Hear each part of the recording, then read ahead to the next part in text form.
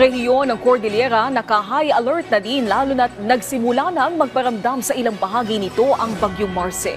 Mabilis na rescue at relief operations tinututukan. Si Janice Dennis ng PTV Cordillera sa sentro ng balita. Nararamdaman na ang epekto ng Bagyong Marce sa ilang lugar sa Cordillera Region. Sa Apayao, sinuspinde ni Governor Elias Bulot Jr. ang trabaho sa lahat ng government offices. Ipinasara rin ang tourist site sa lalawigan upang masiguro ang kaligtasan ng publiko. Sa Kalinga naman, naitala na rin ang ilang pagguho ng lupa kaya hindi madaanan ngayon ang bahagi ng kalsada sa Sumadal, Tinglayan. Naka-high alert ang iba't ibang provincial DRRM sa Cordillera upang bantayan ang galaw at epekto ng bagyo sa kani-kanilang lugar. Naka-alerto na rin ang Quick Response Team ng Department of Social Welfare and Development Cordillera para sa pagresponde sa mga maapektuhan. Aabot sa mahigit 105 million pesos ang stockpile ng ahensya. Mahigit 44,000 naman ang available family food packs. At 19,000 na ang nakapreposisyon sa lahat ng LGUs sa rehiyon.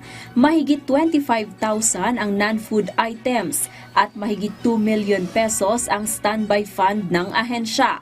Tiniyak naman ng ahensya na sapat ang lahat ng tulong na maibibigay sa posibleng maapektuhan. Handa tayo 24/7 dito sa DSWD. Kung pagdating po sa ating mga stockpile, sigurado kung puno ang mga stockpile natin dito sa region, sa iba't ibang mga warehouses sa 6 provinces and 2 cities. Ipinag-utos na rin ng Department of Interior and Local Government Cordillera ang pagpapatupad ng LGUs ng preventive evacuation lalong-lalo na sa mga high-risk areas.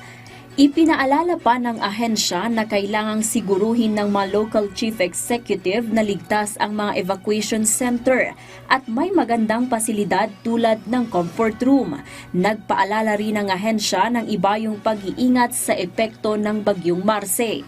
Huwag na nating hintayin na lumakas yung ulan bago natin sila ilikas. Importante na habang peacetime pa, hindi pa masyadong malakas yung ulan, ay na-safety na natin ang ating mga kababayan. Nakahanda naman ang lokal na pamahalaan ng Baguio City sa pagresponde ng magiging epekto ng bagyo.